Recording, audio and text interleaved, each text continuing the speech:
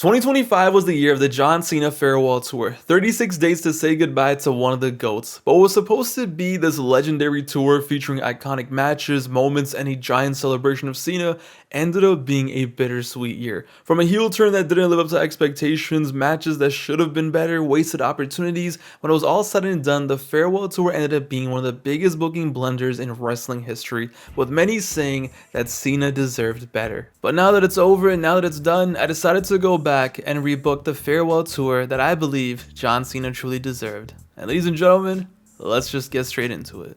We begin with the first Raw of 2025, January 6th, live from Los Angeles. It was a Netflix debut of Monday Night Raw, and this appearance remains exactly the same. Cena comes out on the first date of his retirement tour and declares himself for the Royal Rumble. His goal is to win number 17, his goal is to go out as the GOAT, and it all begins by walking into Lucas Oil Stadium for the Royal Rumble and winning it all. And live from Indianapolis, Indiana, it was a 2025 Royal Rumble. And with the fans on their feet anticipating one of the most stacked Rumbles we've had in a long time, with everyone in the crowd basically there to see John Cena win, the Rumble match begins with Cena as the #1 entrant. The final Rumble of his career, and for him to win, he has to do the improbable, outlast 29 other men and overcome the odds. But if there's anyone who can overcome the odds, it's Super Cena.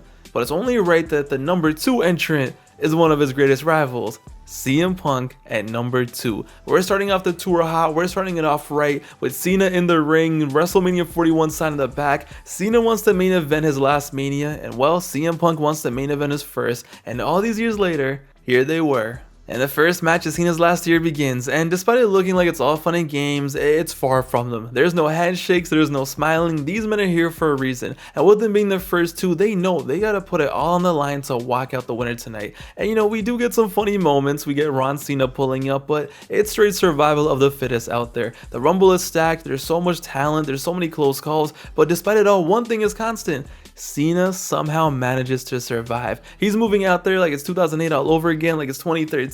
He's here to win his third Rumble and join Austin as the only two men to ever do it. And as the wrestlers come and go, even as CM Punk gets eliminated against all odds after eliminating 8-9 wrestlers, Cena is standing alone in the ring waiting for number 30. And there's only one man who is going to stand between him and going to the main event of WrestleMania. He outlasted 28 other men, there's just one left.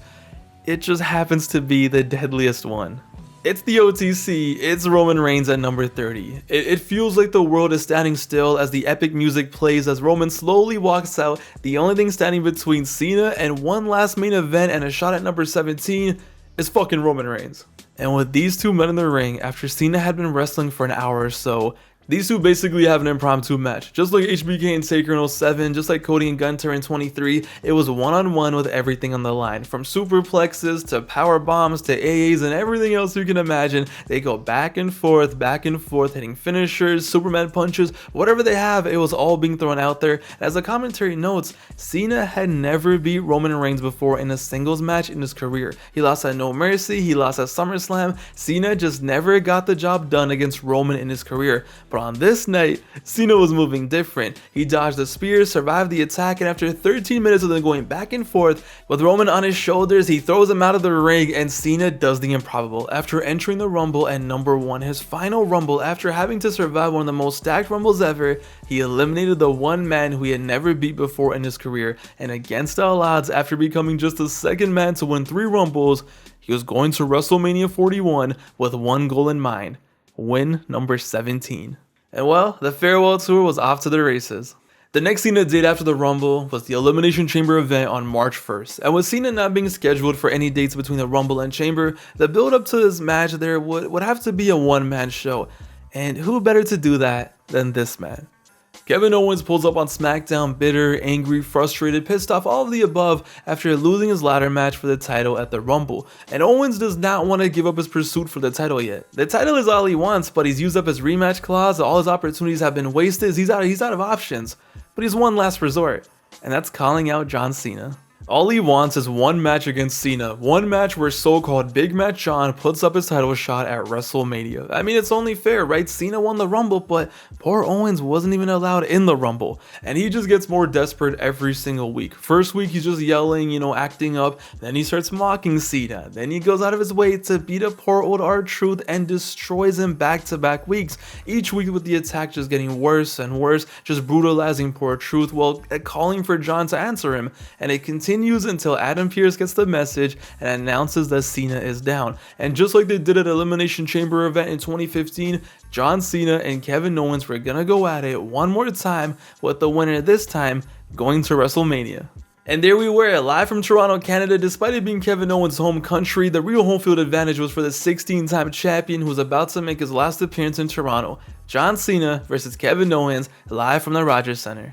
And these two men tear that house down. When Owens and Cena had their series of matches in 2015, those matches were a breath of fresh air. We saw Cena wrestle in a type of match we never thought he would wrestle. We saw him take moves we never thought he would ever take. And 10 years later, these two men, for the love of the game, kill each other once again. They ran it back and then some. And as the match progressed, it just got more brutal. Backs were broken, necks were in serious danger, risks were taken. But no matter what Kevin did, no matter what trick he had up his sleeve, it was never enough to beat Cena. Big Mac John was not losing his spot. There was no way in hell he wasn't main eventing WrestleMania 41, no matter how many power bombs he ate. And after a grueling 20-minute back and forth classic, Super Cena rose to the occasion, hit those AAs, and cemented his title shot for sure.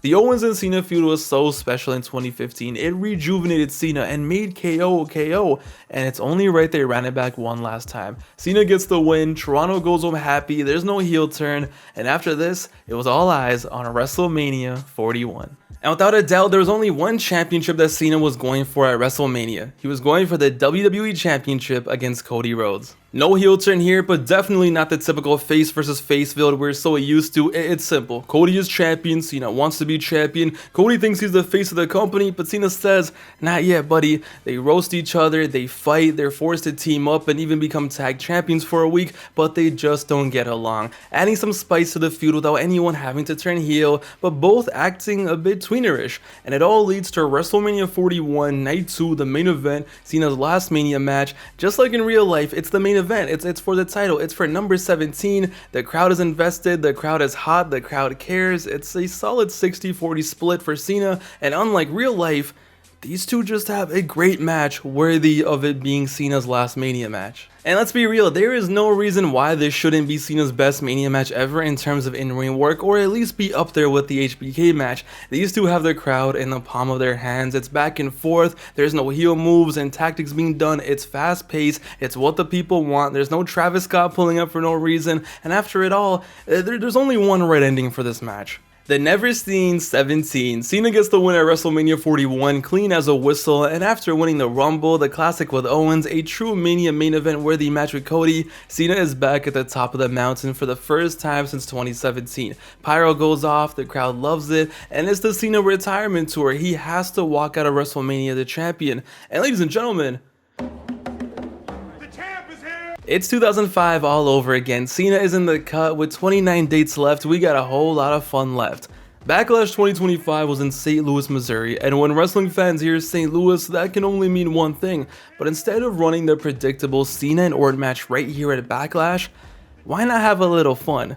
Why not have Dom and Finn, being those jealous ass dorks that they are, attack Cena and set up something really fun and something really different? Why not set up John Cena teaming up with the hometown hero Randy Orton against Dom and Finn at Backlash 2025?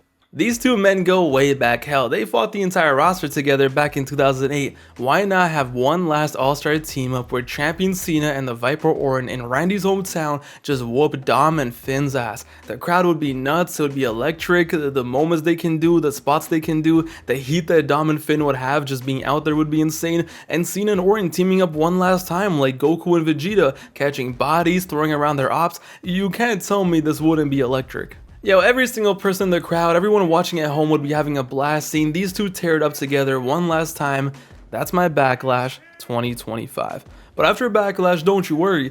It's time for the champ to put that work in. There's no R-Truth matches, there's no wasted time here. Nah, the champ is here, and I got two words for you. Open challenge.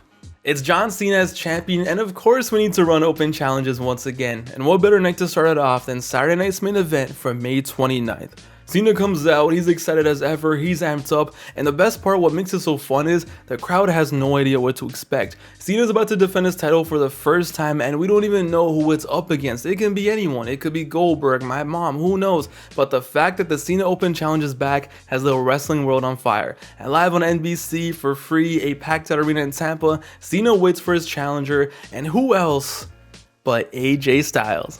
Shit, they ran this match with no story in real life anyway off a tweet. Nah, here's different. AJ answers the open challenge and gets a match for the WWE title. Now that's a Saturday night's main event. AJ with the OG attire, 35 minutes left on air. It's Cena, it's AJ Styles, title on the line. It's magic.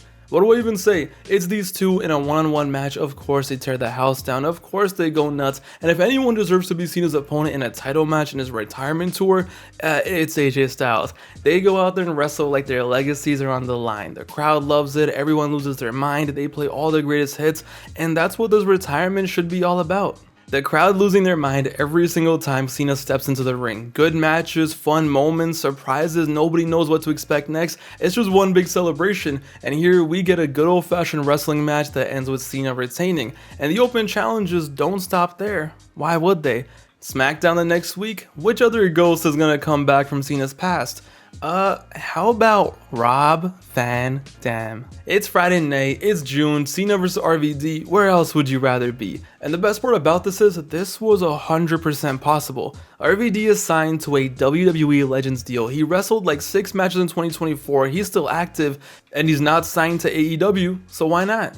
RVD vs Cena for the WWE title on SmackDown. Like I said, where else would you rather be? They turn back the clock and they do their thing, and that's the thing with the John Cena Farewell Tour. You don't know what the hell you're gonna get, but you do know this, it's always gonna be special. Cena of course gets the win back from 2006, and after the match is over, he grabs the mic and simply says, "If you want some, come get some." Well, ladies and gentlemen, this individual definitely wants some.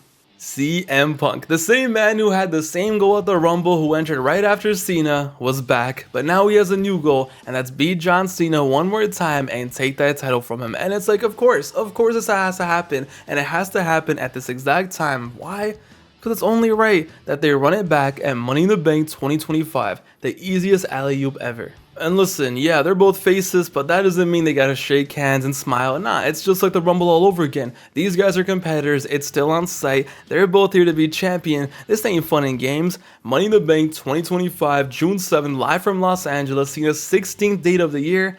Punk pulls up in the OG 2011 shirt, Cena is amped up, it's Punk and Cena and Money in the Bank once again, and yeah, just give them the 5 stars before the match even starts. These two have awesome chemistry, as we know, and these two are so beloved. For them to run it back at Money in the Bank, the arena will literally be on fire. It ends up being a banger in every sense of the word. Two men just going all out, and it isn't just nostalgia bait. Nah, these two still want to be champion. It's competitive, it's not them just running back old spots. Nah, they're creating new history, new moments, and the crowd hangs on everything. Because if there's one man who could beat Super Cena, it's CM Punk with that white shirt and attire one more time. Half of the crowd wants Cena to win, half of the crowd wants Punk to win. These two men know each other like the back of their hands. Reversals, more reversals, finishers, and everything. But at the end, after giving each other everything they have, Cena locks in the STF and Punk passes out. And 14 years later, Cena finally gets his lick back from Money in the Bank 2011. Easily another classic.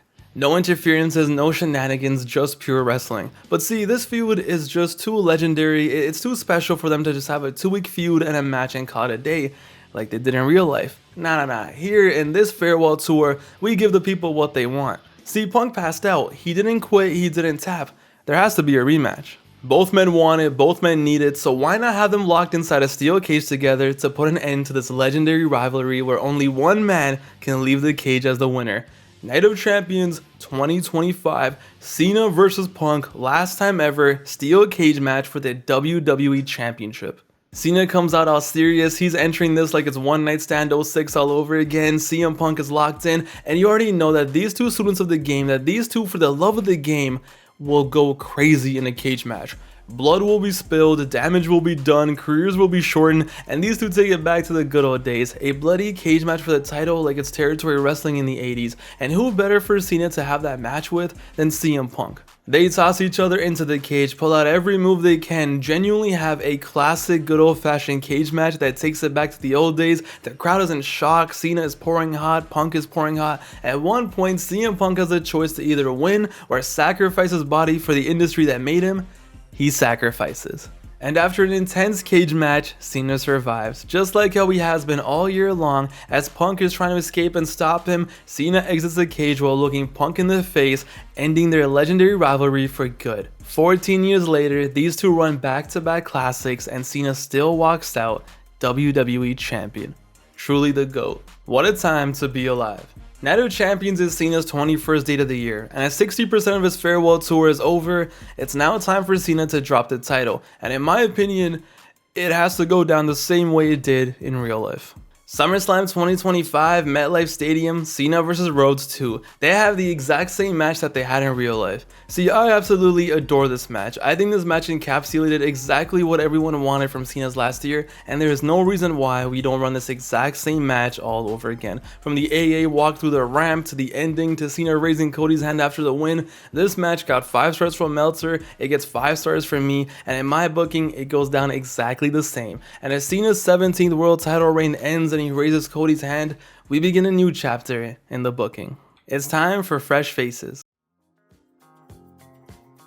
Cena has always talked about how he wanted to give back to the business and how he wanted his farewell tour to be about his opponents just as much as it's about him. So we reached the point where Cena gives back. The SmackDown after SummerSlam, Cena comes out, and despite losing his title, he's in a good mood. He's amped, he's excited, he's the John Cena we all love. He has an impromptu match with Sami Zayn in Montreal, and they put on a fantastic match for the Montreal crowd, and Cena barely gets the win, but he does as he beats Sami Zayn. But see, it wasn't all hee hee ha ha for everyone who lost at SummerSlam. Gunter also lost his world title at this show, and that big motherfucker is pissed. Gunter pulls up on SmackDown and absolutely destroys Cena, absolutely kills him. He's tired of all this Cena BS, he's tired of the farewell gimmick, he doesn't care that he's on Raw, he's here to compromise Cena to a permanent end. Singapore cane attack, table attack, you know what's going on. But Cena ain't a bitch, is he? He fights back, and there's only one way to settle this. It's easy. We're going back to Europe, we're going to Paris, it's Gunter, it's John Cena. Gunter just wants to end the retirement tour early, Cena feels like he's not washed yet, something has to give.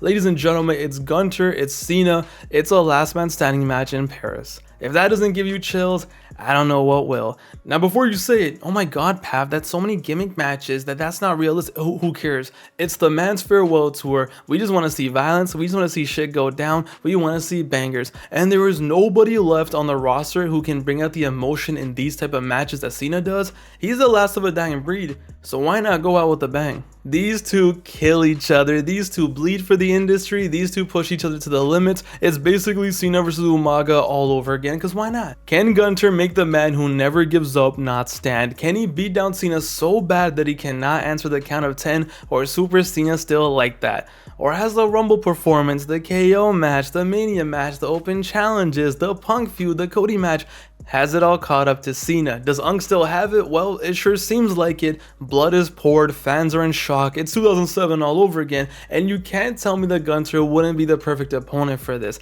They fight on the stage, they fight in the ring, near the announce table, they break weapons, and just like when it seems like Cena is down and out, he fights back. Just like how he has been all year long, just like he always does his entire career, until he can't. Gunter just keeps going, and every superhero meets his match. And when Gunter powerbombs Cena off the top rope into the table, Cena does not beat the count. Jaws are on the floor, kids are crying. Superman, for the first time in his entire career, was not the last man standing. Gunter walks out of Paris the winner after destroying John Cena in a way we had never seen before. It ain't the same as Cena tapping out, but I think it's just as special. He leaves Cena a bloody mess, and he's not the last man standing. And ladies and gentlemen, we reach a point in the retirement tour where it's like, is Cena washed? He's broken down, he's hurt, he's an old man, he still has the heart of a lion, he still wants to fight. So, you know, he still does his open challenges, he still wants to go out there and give the people a show. But when you have fresh blood like Braun Breaker pulling up and answering open challenges, it starts to seem as if maybe Unk doesn't have it anymore. Cena puts over Gunter, he puts over Braun Breaker on Raw, and after an insane run, Cena is looking broken down as ever. And who's the one idiot? Who's the one idiot at this point who would love to join in and get a Mickey Mouse win over Cena? Logan Paul.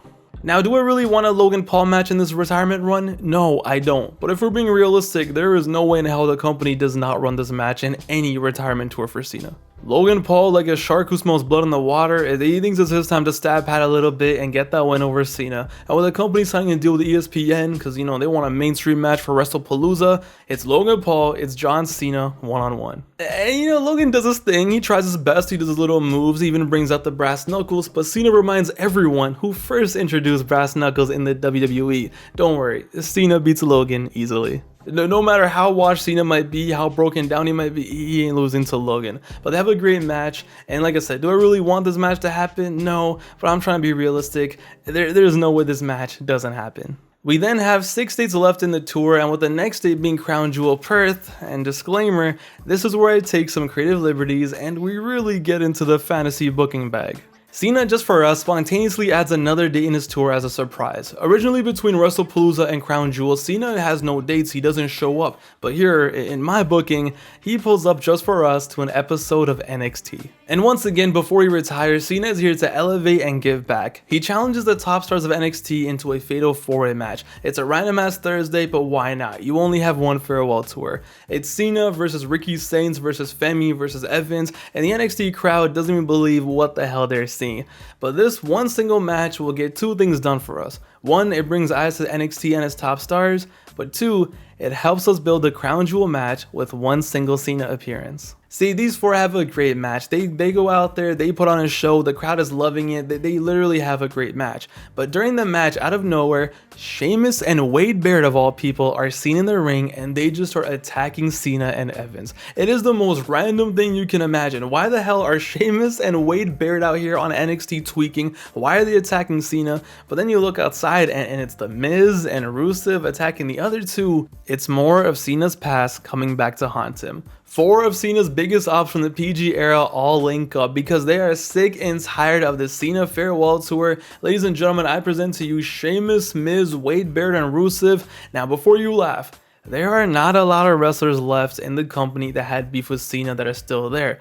But hey, at least we have these guys. And it's simple, they all team up to eliminate John Cena. Miz is out here talking shit like, you know, you're too busy taking on these clowns in NXT. I beat you at WrestleMania in the main event and I can't even get a match from you. Sheamus is all like, you know, I beat you for the title in my rookie year on the main roster and you haven't even looked my way. And Wade Barrett, listen, Wade Barrett is back with a vengeance. He's all like, you ruined my career. I was the next big thing with Nexus and you stopped me from being the face of the company when you buried me with chairs in 2010.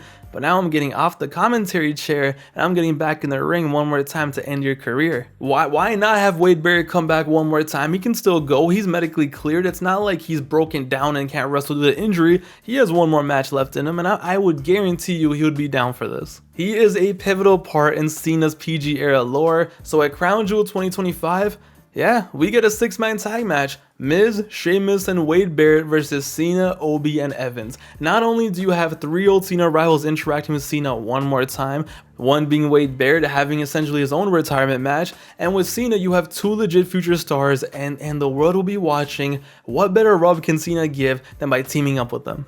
Hey yo, we have an awesome 6-man brawl. The fans are going all crazy over Cena. Everyone got the yellow shirt in the crowd. You have these old foes interacting with Cena and new stars putting in work. Is it kind of wild and crazy and really heavy on the fantasy booking? Yeah, but if Cena wants to elevate wrestlers, why not do something like this? All eyes would be on them and they take advantage. Cena has fun with it. You know, he wrestles The Miz, Sheamus, and Wade. Perth gets a wild ass banger. And when Cena and the gang win, these 2 get a huge rub just by standing beside him on pay-per-view, wrestling in his retirement tour, winning alongside with him in front of thousands of fans, and we get to see Cena beat up his PG era foes one more time.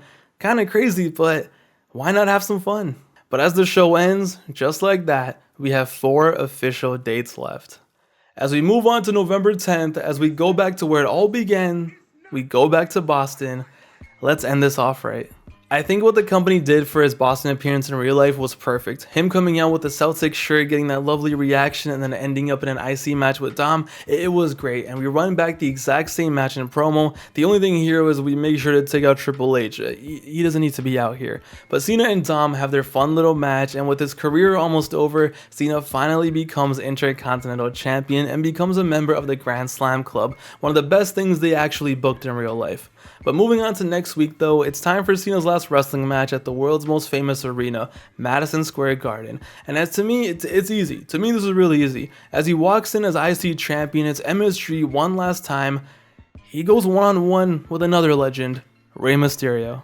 Rey versus Cena and MSG for the IC title, in my opinion, a perfect way to go out. Take it back to 2003, take it back to 2011, and listen, it's Rey Mysterio, he can still go, and these two would definitely cook up. Rey, just a week after his son got his ass beat, he tries to win the title his damn self, and they just have a fun TV match that the crowd loves. They're electric, and it's a feel-good match in every way, and this perfectly sets up Cena's last pay-per-view match. It's Survivor Series live from San Diego, California. It's time for a triple threat. Rey Mysterio wrestling in his hometown in Petco Park for the first time ever against his son and against arguably the greatest of all time, John Cena versus Dominic Mysterio versus Rey Mysterio in a crazy spectacle of a triple threat. Just imagine how fun this would be, okay? You got a loud, rowdy-ass crowd, Cena's last pay-per-view match, and just the dynamic of Rey and Cena teaming up to beat Dom. That's money right there, that's magic. But you got Dom doing his thing against the deadbeat dad and Cena. They just, all three of them would create magic. Now, I know you could technically book a bigger match for Cena's last pay-per-view, I get that,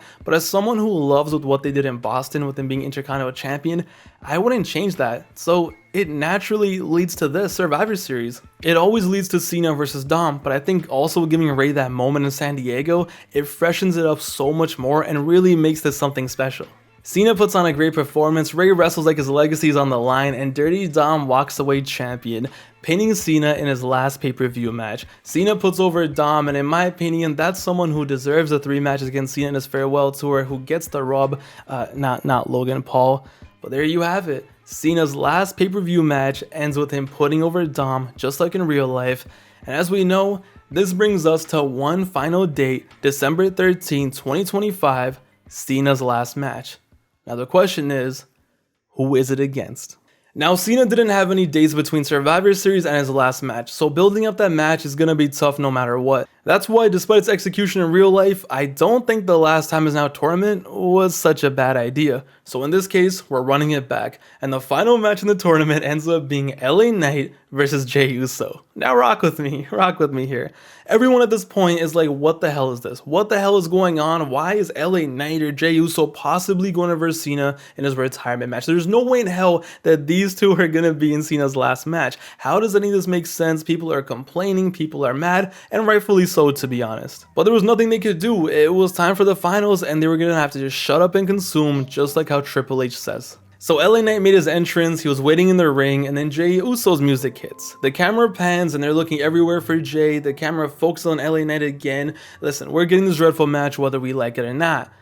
Until all you see is Randy fucking Orton carrying Jey Uso's dead body. He tosses him to the ground like he's nothing, and he goes into that ring. Jey Uso is out like a light. He's not wrestling, he's not participating, he's not even breathing. LA Knight is so confused at what the hell is going on, and Randy Orton, ladies and gentlemen, just beats the shit out of LA Knight. He goes in there and takes matters into his own hands. He doesn't care about the tournament. Well, what tournament? Randy Orton has snapped. This is not like the Randy we saw Backlash 2025, all buddy. Nah, listen, he RKO's LA Knight. He punts him. He leaves him unconscious, and he wins the match, and I guess he wins the tournament, because Cena's last match has to be against one of his arch rivals. It has to be John Cena versus Randy Orton one last time. It's simple. Randy Orton is the legend killer. In his eyes, he has one job to do. He was put on God's green earth for one reason and one reason only, and that's to kill legends. So of course he has to fulfill his destiny and kill the biggest legend of them all. He has to end John Cena's career. He's tired of the retirement tour. He's tired of it all. He deserves all the praise. He's going to become a 17-time champion eventually too. He's here to be the legend killer, and he's gone back to his old ways, and we have have Cena make one last surprise appearance before the match, just one last appearance, just so they can go face to face one time before their match. It's Cena, it's Orton, what more can I say? They're face to face, and just cue the Limp Bizkit music. You think you're special, you do. Austin's last match in 03 was against The Rock. HBK's retirement match was against Taker. Flair's before his TNA shenanigans was HBK. Sometimes you just gotta run what makes sense. Sometimes you just gotta have the biggest match possible and not worry about the future. December 13th, Washington, D.C., Randy Orton pulls up with one mission: to kill the legend of John Cena. To me, since Edge is not possible, the absolute perfect retirement match for Mr. Cena. And well, with 20,000 in the arena, including yours truly, with the whole world watching, Randy and Cena cook up like it's 2007 again, one last time. Yo, it would be so much fun. It would be emotional and nostalgic, but it also would just make so much sense. He's the legend killer, and he's the legend. He has to kill him. What better way to end it? And it's not like Randy's done or washed up. He still has his own aspirations. He wants to be champion again. So to him, he has to beat Cena. He has to end Cena's career so we can get back on track and eventually take on Cody Rhodes. And for Cena, he wants to go out with the win. He doesn't want to go out like this. He doesn't want to lose to Randy Orton in his last match. But of course, his last match, his last opponent is someone who knows everything about him. The same man who he trained with back in 2001 and 2002, the same two men who started off their careers at the same time, who had countless matches, and they go out there and deliver the best match they could. Cena hits all of his spots, the crowd is in the palm of their hands, everyone is excited, everyone is invested, everyone wants Cena to somehow win and pull it off and end the retirement tour with a happy ending. But shit, when Randy Orton is involved, there are no happy endings. So you see backs being broken, finishers being hit, back and forth action, but to me, the story of this match is so simple. Cena spent his retirement tour going nuts. He had insane matches, so many bangers, so many classics. He took so much punishment throughout the year. So much blood was shed throughout the year. Now here in December, he's not the same man that he was in January. He can't win the Rumble from number 1 anymore. And Randy knows that. And despite Cena doing whatever he can, never giving up, it just gets too much. Randy just takes control and beats his ass. Listen, we get flashes of Cena doing his best, hitting the AA, the STF, the reversals, everything. But the legend killer came to finish the job. And after a 25-minute classic that only these two can put on, there's only one way this ends. Randy in the corner, Cena slowly getting up, everyone in the arena begging Cena to move away just to counter it with the STF. Anything, please Cena, come clutch one last time. But bang, punt to the head. Randy Orton beats Cena in his last match. By December 13th, Cena had given his all to the wrestling world in 2025, and he just couldn't clutch it again. And one of his oldest rivals, one of his most iconic rivals, puts him away. Like I said, Austin lost to Rock, HBK lost to Taker. I think Cena losing to Randy makes sense, and it just tells a simple story. Cena just had nothing left in the tank after giving it his all year long. Randy wins as the biggest name to his legend killer list, and now he can go on and be the demon that he wants to be again. Possibly win the title, go challenge Cody, go do your thing. You got the push, you're gonna be a super heel now.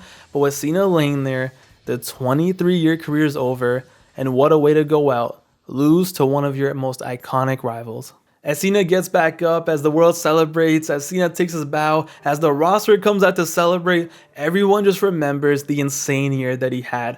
From winning the Rumble at number 1, surviving an hour in there, finally getting the better of Roman Reigns, to recreating magic with Kevin Owens, main eventing WrestleMania against Cody, teaming up with Randy in Randy's hometown, the champ being back and having open challenges with AJ Styles, RVD, the feud with CM Punk at Money in the Bank, having that classic bloody old school cage match with Punk and still walking out champion, the classic with Cody, putting over Gunter in the insane last man standing match, more fun TV matches, putting over more talent, bringing back the brass knuckles, taking on his PG era ops, finally becoming IC champion, and then going out against Randy Orton.